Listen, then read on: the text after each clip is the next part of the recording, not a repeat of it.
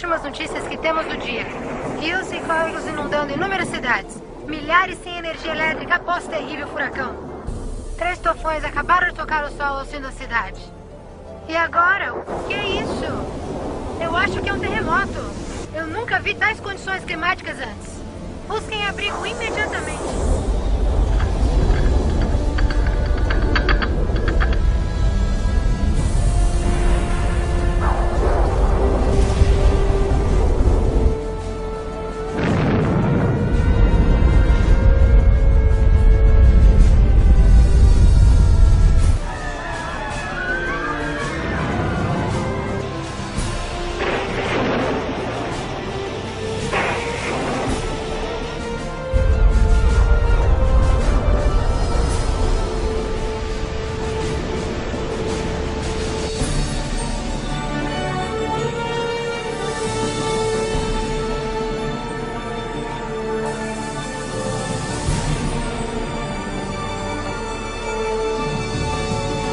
Olha, mamãe, nós Jesus.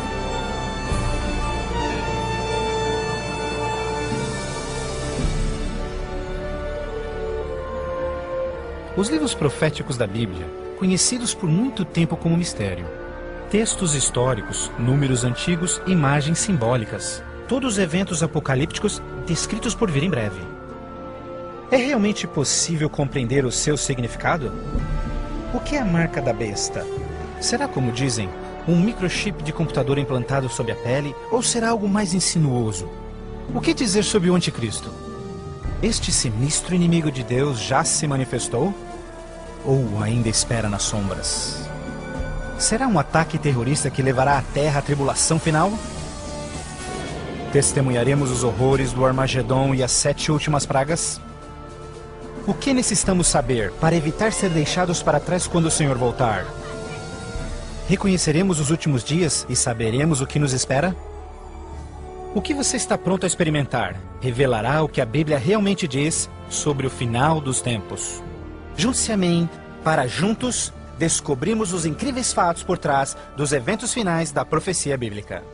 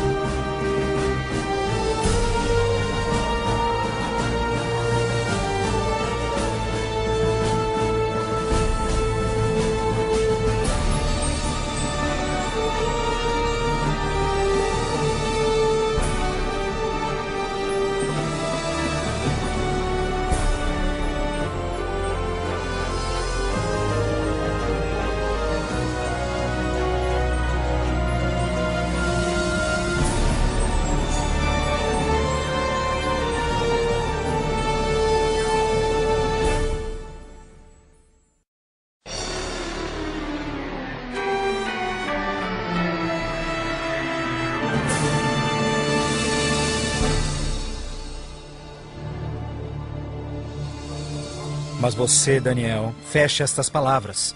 Cele o livro até o tempo do fim. Muitos correrão dele e para ele, e a ciência se multiplicará. O fim do mundo realmente ocorrerá? Se for, quando? Esta é uma das mais importantes e misteriosas perguntas de todos os tempos. O profeta bíblico Daniel predisse claramente que ao final da história do mundo, nós veríamos um aumento dramático no conhecimento. Já aconteceu? Considere, por exemplo, como os meios de transporte mudaram dramaticamente em épocas recentes. Por 60 séculos, o meio mais rápido de transporte foi viajar a cavalo. Agora, viagens que demoravam meses são realizadas em minutos. Em uma geração, a revolução dos computadores trouxe mudanças tão radicais que nossos antepassados jamais imaginariam. Mas numa interpretação mais exata deste verso, é que o conhecimento a respeito dos livros proféticos aumentaria. E como predito, foi isso que aconteceu. Mas as profecias de Daniel não são as únicas na Bíblia que falam dos sinais do tempo do fim. O que mais pode estar escondido dentro dos antigos textos das Escrituras?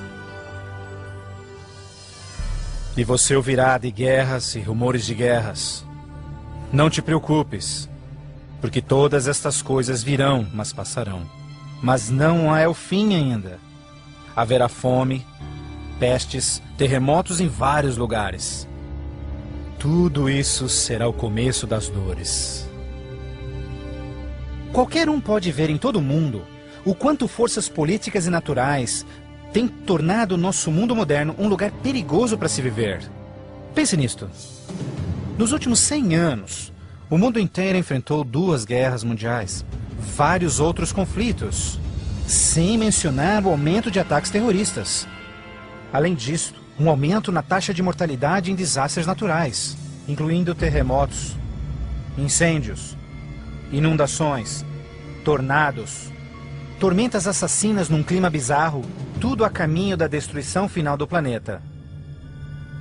Incrivelmente, o apóstolo João profetizou que ao se aproximar o tempo do fim, aumentaria a habilidade do homem em destruir o planeta. Apocalipse 11, verso 18, diz que virá o tempo em que Deus destruirá aqueles que destroem a terra. Está claro que esta previsão foi vividamente cumprida. Por séculos, o homem apenas fazia suas guerras com lanças fumegantes ou seus canhões à pólvora. Hoje, possuem armas devastadoras que podem rapidamente exterminar com a vida no planeta. Fato é que Jesus profetizou que se sua vinda fosse adiada, ninguém sobreviveria. O próprio Cristo nos alertou sobre estes perigos, mas que eles seriam apenas o início do fim. Poderia o homem fazer alguma coisa que pudesse dar início ao tempo do fim? Saiba que os últimos dias serão dias difíceis. Os homens serão amantes de si mesmos, amantes do dinheiro, gananciosos, presunçosos, blasfemos, desobedientes aos pais, ingratos, profanos, sem amor, irreconciliáveis, fofoqueiros, sem domínio próprio, grosseiros, sem consideração com o bem. Ninguém que haja vivido pelas últimas décadas poderá negar a contínua e espantosa queda moral de nossa sociedade moderna. Cada geração, continuamente, abre o envelope de aceitação comportamental. Como resultado, cada uma das gerações sucessoras operam sob um padrão moral mais baixo do que o seu padrão anterior. Infelizmente, parece não haver um fim a essa trilha vergonhosa. Nos dias de Noé, a decadência moral condenou o planeta à destruição com o dilúvio. Nos dias de Ló, as perversas e depravadas Sodoma e Gomorra foram cidades consumidas com o fogo do céu. Assim como nos dias de Ló, eles comiam, bebiam, compravam, vendiam, plantavam, construíam, mas no dia em que Ló saiu da cidade, caiu fogo e enxofre do céu e consumiu a todos. Assim também será no dia em que o Filho do Homem se manifestar.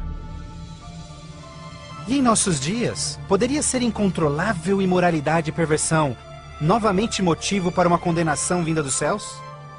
Junto à imoralidade em nossa sociedade decaída, a Bíblia nos alerta que nos últimos dias haveria um dramático crescimento no espiritualismo e no ocultismo. Agora o Espírito diz terminantemente que nos últimos dias alguns abandonariam a fé, dando ouvidos a espíritos enganadores e doutrinas de demônios. A prática de comunicar-se com os mortos, extensamente proibida pelas Escrituras, tem amplamente sido aceitas inclusive em igrejas modernas. Programas de televisão e filmes apresentando os temas do arrebatamento e do ocultismo tornaram um assunto extremamente popular, especialmente entre os mais jovens. Apesar de todo este espiritualismo e incontrolável imoralidade, a Bíblia ensina que onde o pecado está em abundância, a graça está em superabundância. Portanto, uma grande notícia para os últimos dias, antes da volta de Jesus, foi a promessa de que as boas novas seriam anunciadas por todo o mundo. Então este evangelho do reino será pregado em todo o mundo em testemunha a todas as nações, então virá o fim. A então aparentemente insuperável missão de comunicar o evangelho aos 4 cantos da terra é uma rápida realidade.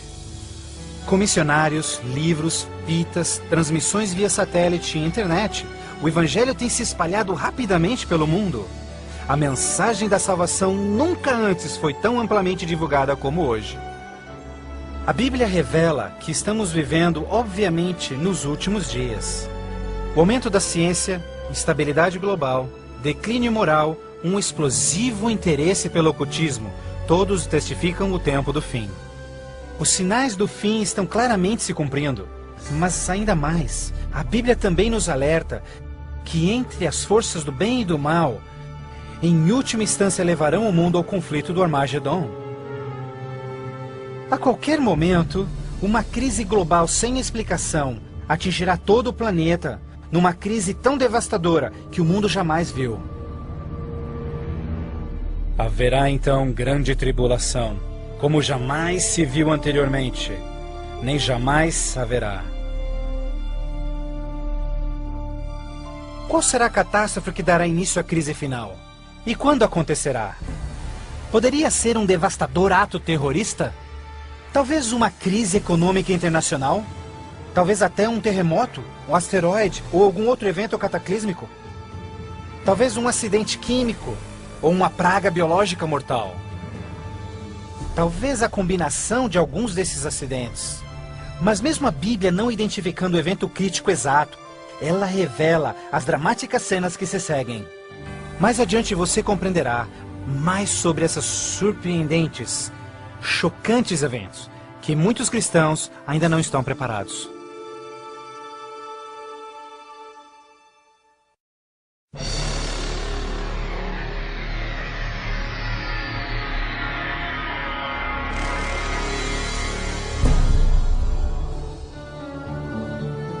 Ao iniciar-se a grande tribulação, líderes mundiais lutam em lidar com o aumento das calamidades. Enquanto isso, verdadeiros cristãos dedicados a Deus experimentam o maravilhoso poder do Espírito Santo. Após essas coisas, eu vi outro anjo que vinha do céu, e a terra estava iluminada por sua glória. Este grande poder que iluminava o povo de Deus é o próprio Santo Espírito. Em santa confidência, eles testificam de Deus, intervindo pelas igrejas e também chamando os perdidos para Cristo. Eles permanecem firmes na palavra do Senhor e exortam todos ao arrependimento e obedecerem os mandamentos de Deus. Numa atmosfera de reavivamento, agita-se a terra. O Santo Espírito compele ministros e membros de igrejas a juntos trabalharem intensamente pelo Salvador. Ao se manifestar o trabalho do Santo Espírito, realizações de ocultismo também se intensificarão. Demônios caídos aparecerão a muitos, disfarçados de queridos seus que já morreram, ou personagens bíblicos do passado. Eles falam de paz e esperança, porém apresentam doutrinas contendo erros perigosos e sutis. Sobre estes a Bíblia nos alerta, porque estes são espíritos do mal, realizando milagres. Como você pode imaginar, estas manifestações supernaturais influenciarão muitos e são poucos os que estão preparados a se opor.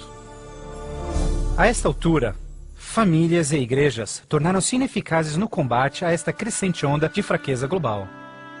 Em meio a este tumultuado ambiente político e social, as pessoas desesperadamente procuram um caminho para combater esta onda universal de imoralidade. Líderes políticos e religiosos apelam por seus constituintes, pedindo por medidas legais a restauração dos princípios de Deus e a paz na terra. Como resultado desta pressão enganosa, os governantes aprovam leis que conflitam diretamente com as leis de Deus. Mas esta não é a primeira vez que isso acontece na história. Certamente você se recorda da familiar história de Daniel capítulo 3. Quando o rei de Babilônia, Nabucodonosor, ordenou a todos no seu reino que se curvassem e adorassem aquela enorme estátua de ouro que ele construíra. Entretanto, 3 jovens hebreus sabiam que essa ordem estava diretamente em contradição com o segundo mandamento sobre idolatria. Determinados em serem fiéis a Deus, recusaram adorar a estátua.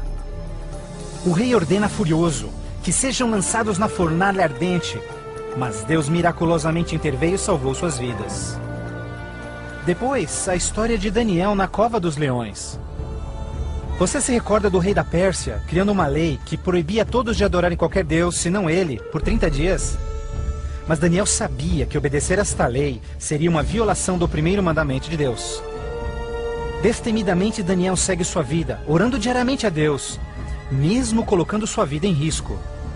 Os inimigos de Daniel rapidamente denunciaram ao rei, que relutantemente teve que fazer cumprir-se a lei, lançando-o na cova dos leões.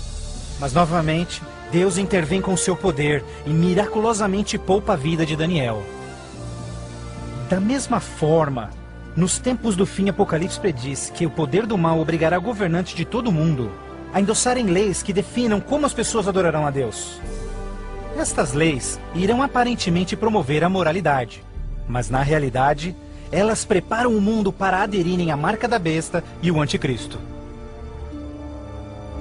Porque falsos cristos e falsos profetas surgirão e farão milagres e sinais maravilhosos para enganar, se possível até os salvos. Durante este período de crescentes crises, quando o mundo estiver desesperadamente buscando alívio e procurando uma estabilidade global, a ajuda virá de uma forma surpreendente. Em várias partes, por todo o mundo, se ouvirá: Jesus voltou! Jesus voltou! Um radiante e carismático ser se diz o Filho de Deus. Um exército de jornalistas se amontoa para ver este que realiza milagres sobrenaturais. Eles o ouvem repetir as mesmas palavras que Jesus falou nas Escrituras. Este evento será transmitido ao mundo via satélite. Milhões serão enganados com esta aparição, como sendo cumprida a profecia de que todo olho o verá.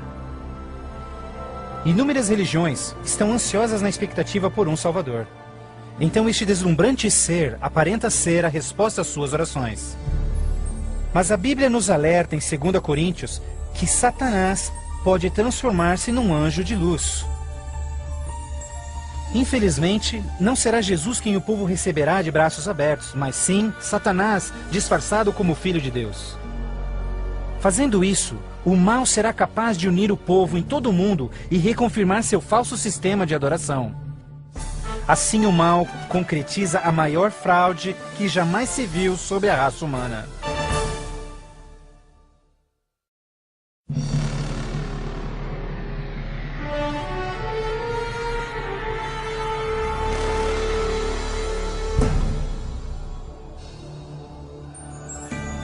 A fraude satânica prova ser uma poderosa e motivadora força para o mundo.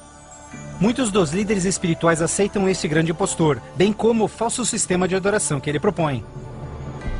Com a intensificação das calamidades, líderes religiosos creem que o tempo não mais pode ser desperdiçado em convencer o mundo a aderir às doutrinas desse Messias contraventor. Aqui está a paciência dos santos. Aqui estão aqueles que guardam os mandamentos de Deus e a fé de Jesus. Nem todos serão enganados. Poucos serão aqueles que entenderão que a Bíblia havia alertado sobre esse incrível enganador. E eles sabem que o objetivo deste falso Messias é desviar o povo dos mandamentos de Deus. Mas essa não é a primeira vez que Satanás se apresenta como anjo de luz. Quando Jesus foi tentado no deserto, Satanás apareceu a ele disfarçado como glorioso mensageiro de Deus. Mas o inimigo de Deus se revelou quando tentou a Jesus em desobedecer a palavra de Deus. Portanto, mais uma vez, usando a mesma tática, o mal tenta enganar o mundo a desobedecer a lei de Deus. Ninguém pode servir a dois senhores, pois odiará um e amará o outro, ou será leal a um e desprezará ao outro. O mundo chegou a um momento decisivo em sua história. O falso Cristo e o conflito global estão dividindo o mundo em dois grupos distintos: aqueles que seguem a Bíblia e aqueles que seguem a besta. Ansiedade enche o coração do povo, e religião é o tópico supremo de todas as mentes. Entrevistas no rádio e TV, bem como nas cortes em debates, os verdadeiros seguidores de Deus serão levados diante os líderes mundiais. Ali apresentarão poderosas e eloquentes razões bíblicas para sua oposição, onde o falso sistema de adoração foi apresentado ao mundo. Os mandamentos de Deus e o que constitui a verdadeira adoração estarão ao centro de cada discussão. Movidos pelo poder do Santo Espírito, compelidos pelo argumento bíblico dos servos de Deus, milhares em todo o mundo converter-se-ão desde suas igrejas sem vida e se posicionarão junto aos impopulares, mas verdadeiros seguidores de Jesus. O que nos resta? Devemos obedecer a Deus ou ao homem? A tradição popular ou a escritura? Dividindo assim o mundo inteiro em dois grupos. De um lado, aqueles que receberam o selo de Deus. E do outro lado, aqueles que receberam o sinal da besta. Aquele que é injusto, siga sendo injusto. Aquele que é sujo, que siga sendo sujo. Aquele que é justo, que siga sendo justo. E aquele que é santo, que siga sendo santo. Este texto de Apocalipse antecede o próximo evento em que todo homem, mulher e criança fará sua final decisão, a favor ou contra Cristo. Ao lado de Deus estão aqueles que em fé observaram sua palavra, mesmo diante oposição. No outro lado, aqueles que escolheram a religião de tradições humanas. Assim como as portas da Arca de Noé fecharam-se instantes antes do dilúvio, a porta da graça será finalmente fechada para o mundo e a graça de Deus não estará mais disponível para os perdidos. A segunda vinda de Cristo é iminente, mas primeiro, o mundo terá de atravessar as mais devastadoras pragas que jamais sobrevieram sobre a humanidade. Ouvi então uma voz vinda do templo dizendo aos 7 anjos: Vai e derrama sobre os povos as 7 taças da ira de Deus. O primeiro foi e derramou a sua taça sobre os povos, e se viu uma ferida feia e dolorosa nos homens que tinham o sinal da besta e que adoravam a sua imagem. A esperança começa a ser massacrada quando as 7 pragas do Apocalipse 16 começam a cair no mundo numa sucessão rápida de eventos. Estes serão os mais horríveis flagelos jamais vistos pelo homem. A primeira praga será extremamente dolorosa e provocará desmaios e agonizante sofrimento aos perdidos. Mais 6 devastadoras pragas rapidamente virão. O mar e os rios se tornarão em sangue. O sol terá tal força que provocará queimaduras com sua intensidade. De tal forma, praga após praga virão. O terror reinará, tornando o mundo inteiro prisioneiros do pânico.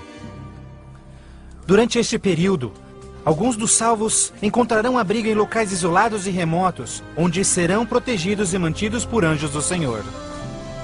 Outros, lançados em prisões, embora aparentemente abandonados pelo homem, não foram esquecidos por Deus. Os fiéis de Deus estarão protegidos das pragas, da mesma forma como os filhos de Israel foram preservados durante as pragas que caíram no Egito. Neste momento, os salvos passam por um momento de angústia em suas almas. O principal pensamento em suas mentes: estamos em paz com Deus? Finalmente, encontram paz em suas consciências, confiando nas promessas de Deus. Assim sendo, o dragão irou-se com a mulher e foi ao seu encontro para guerrear com os demais filhos dela, aqueles que guardam os mandamentos de Deus e têm o testemunho de Jesus Cristo. Persuadidos pelo falso Cristo, os miseráveis perdidos têm como única esperança para alívio das devastadoras pragas a eliminação daqueles que se opõem a eles. Então a decisão é tomada para caçar e exterminar em apenas um dia o povo de Deus que teimosamente apegou-se às Escrituras. Assim sendo, o campo de batalha espiritual tem aqueles que seguem as tradições humanas e adoram a besta contra aqueles que amam a Jesus e obedecem os seus mandamentos. Esta é a batalha final do Armagedon, o mundo perverso que chegou finalmente ao limite da paciência de Deus. E finalmente o momento em que Deus entra em cena para resgatar os seus filhos fiéis.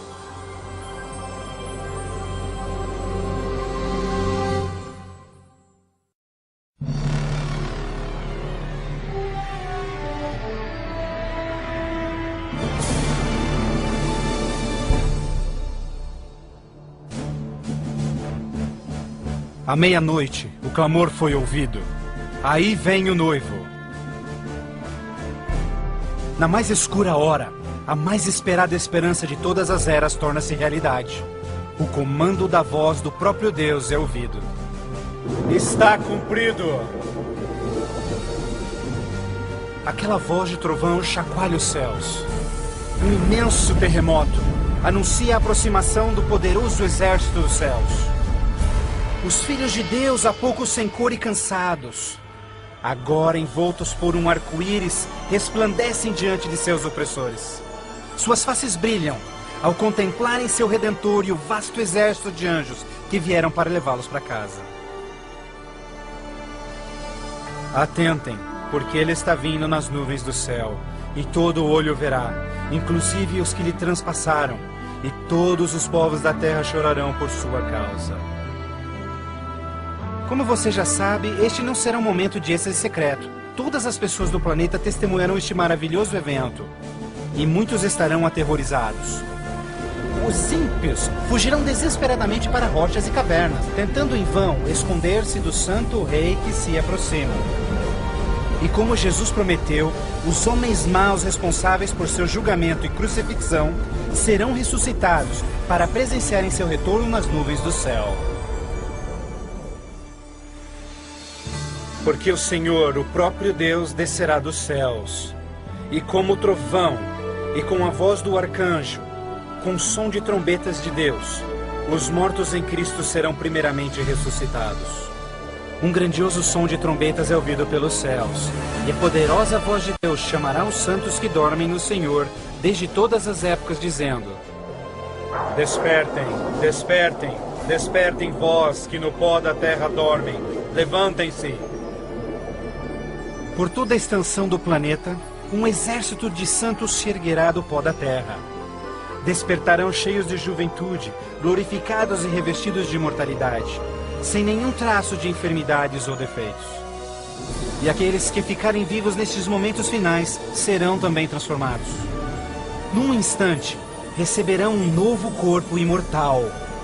Os ímpios contemplarão em angústia todos estes incríveis sinais. Então nós, os que estivermos vivos, seremos todos levados junto deles nas nuvens para encontrarmos com o Senhor nos céus. E ali nós viveremos para sempre com o Senhor. Com o mundo inteiro em convulsão, os remidos voarão alto e serão erguidos acima da destruição. Eles voarão para a felicidade com o Senhor junto às nuvens de anjos. Nem dor, nem pecado, nem tristeza jamais haverá. O véu que os separava de seu Deus é para sempre removido, e contemplam agora o seu Deus e seus anjos face a face.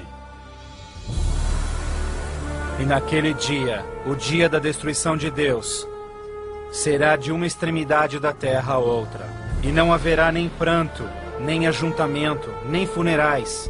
Eles serão todos como lixo sobre toda a terra. Aos que ficarem para trás, o caos reinará no planeta. Entre os furacões, os gemidos de demônios, os terremotos, oceanos ferventes, ilhas submersas. Densas e escuras nuvens despejam tempestades gigantescas de granizo. Os ímpios que sobreviverem a essas catástrofes, em breve serão destruídos pela presença da glória de Deus. Seus corpos espalhados pela terra despojada pelos eventos finais. Então, pela primeira vez desde a fundação da Terra, o planeta está completamente abandonado e sem vida. Apenas Satanás e seus anjos caídos restarão como resultado de sua rebelião.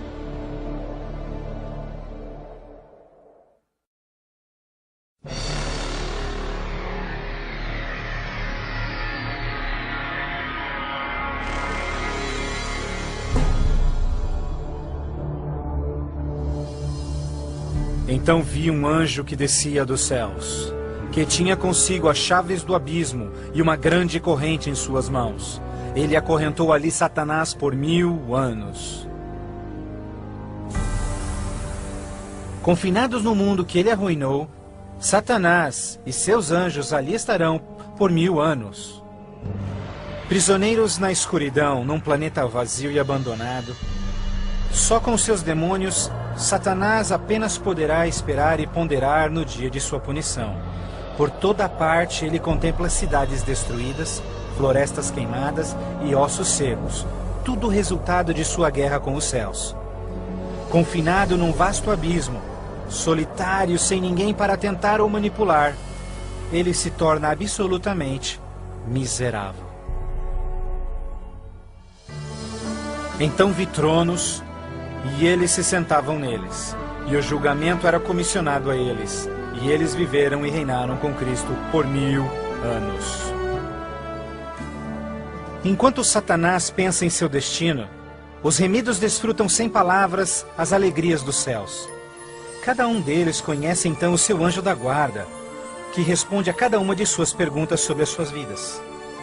Então Deus, num ato de revelação absoluta, os convida a participarem como juízes, abrindo diante de si os registros dos que se perderam. Os remidos neste momento têm a oportunidade de entenderem por que algumas pessoas que esperavam ver ali não completarem a jornada. Os pensamentos dos ímpios são agora vividamente expostos e o véu é removido, revelando as batalhas espirituais que se levantaram por salvar-se-lhes as almas. Inclusive as ações e motivos dos anjos caídos se farão nítidas. O aberto e transparente caráter de Deus neste assunto é extraordinário. Como o apóstolo Paulo descreve em 1 Coríntios 6, verso 2, os salvos participarão no julgamento dos ímpios. Antes que um único pecador receba sua punição final, seus registros serão cuidadosamente revisados por seus conterrâneos, os quais entendem e sabem das lutas na vida na terra. Todas as palavras e atos dos ímpios serão pesados ante a palavra de Deus. A justiça de sua sentença é confirmada e o grau de sua punição determinado.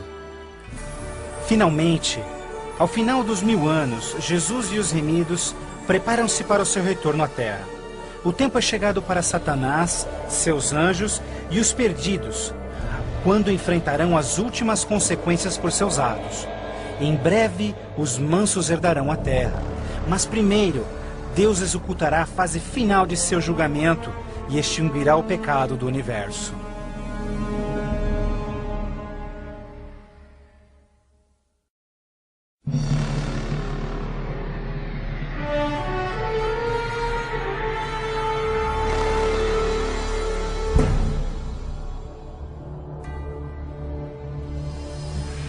Então eu, João, vi a cidade santa, a nova Jerusalém, descendo dos céus desde a presença de Deus, vestida como uma noiva, adornada para o seu esposo. Após os 1000 anos sabáticos no céu, Cristo e os remidos, com a nova Jerusalém, voltam à terra. Ao se aproximar a cidade do planeta desolado, Jesus comanda que os ímpios voltem à vida desde o pó da terra. Ao seu comando, os ímpios de todas as épocas e lugares ressuscitam, da mesma forma como morreram, e ali estão diante de Deus. Ao Jesus descer, seus pés tocam o Monte das Oliveiras. Um tremendo terremoto abre o monte, transformando numa grande planície. Então, a nova Jerusalém, a grande cidade de Deus, desce dos céus e descansa sua estrutura sobre a planície preparada por Deus.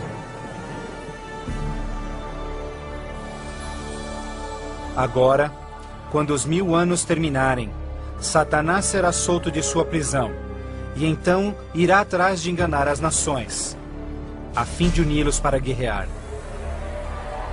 Incrivelmente, Satanás consegue iludir seus seguidores mais uma vez e arregimenta-os para capturar a cidade celestial pela força. Generais e homens de guerra de todos os tempos, juntos unem suas habilidades para prepararem-se para o que eles imaginam ser a batalha monumental. Por este ato, os ímpios revelarão que seus corações não se converteram. Se fosse possível, eles destruiriam a Deus e seu trono e tomariam a cidade santa pela força. Pouco percebem eles que essa guerra fútil já estava perdida mesmo antes de começar. O juízo final chegou. Então eu vi os mortos, grandes e pequenos, todos diante de Deus. Livros eram abertos, e os mortos eram julgados, de acordo com seus atos. Subitamente, no alto acima da cidade, o Senhor aparece em seu glorioso trono. Todos os frágeis planos de guerra dos ímpios são imediatamente eliminados. Ao contemplarem a face de Deus, os ímpios dolorosamente tornam-se cientes de cada um de seus pecados. Lembram-se de cada momento em que silenciaram suas consciências, cada vez em que negaram os chamados do Santo Espírito. Muitos foram enterrados juntamente com os seus segredos pecaminosos, querendo ter com sucesso escondido todos os seus assassinatos e crimes. Vergonhosamente experimentam em primeira mão as palavras de Jesus ditas em Lucas, pois não há nada coberto que não será revelado, nada escondido que não se fará saber.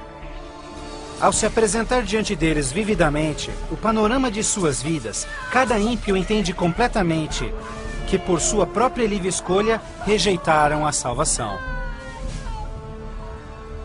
Tragicamente, a paz e alegria dos que estiverem na cidade nunca será desfrutada pelos ímpios. Com sentimento de desespero e sem esperança, são varridos e deixados sem palavras.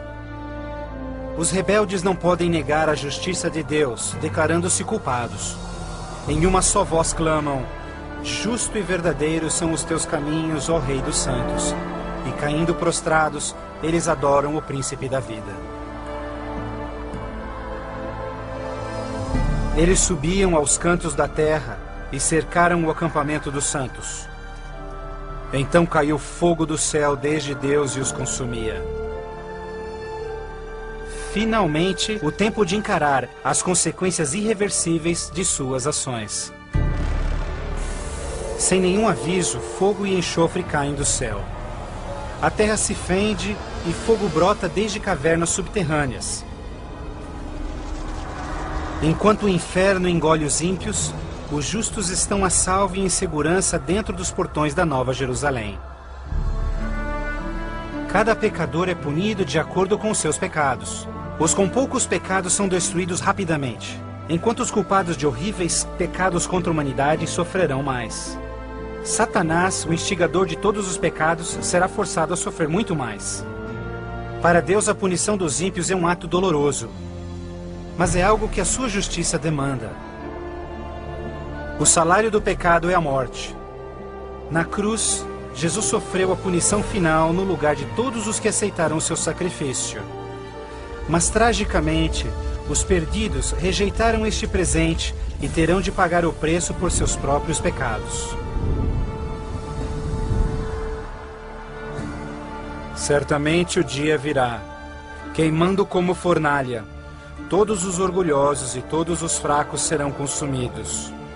Você esmagará os ímpios, pois serão como cinzas debaixo dos seus pés.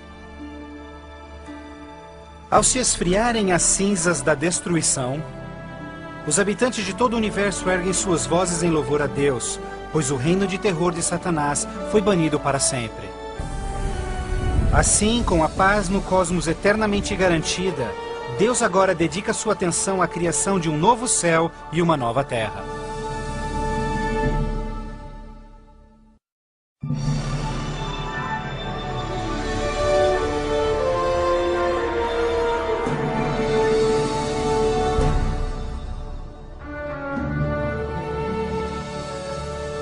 Vejo então um novo céu e nova terra, pois o primeiro céu e a primeira terra já passaram. Após a purificação da terra com fogo, o Senhor retoma seu miraculoso e maravilhoso ato de recriação. E pelo poder de sua palavra, a terra é restaurada à forma de seu lindo Éden. Ao seu comando, um lindo e verdejante carpete de grama cobre o planeta. Outro comando, terra e água voltam à vida. Incontáveis, complexos e magnificentes criaturas de todas as espécies pacificamente exploram um novo paraíso. A vigorizante atmosfera é pura e doce. A terra torna-se uma grande vitrine de criativa genialidade. E Deus enxugará as lágrimas de todos os olhos. E não haverá mais morte, nem sofrimento, nem pranto. Não haverá mais morte, pois as primeiras coisas são passadas. A segurança do universo está garantida.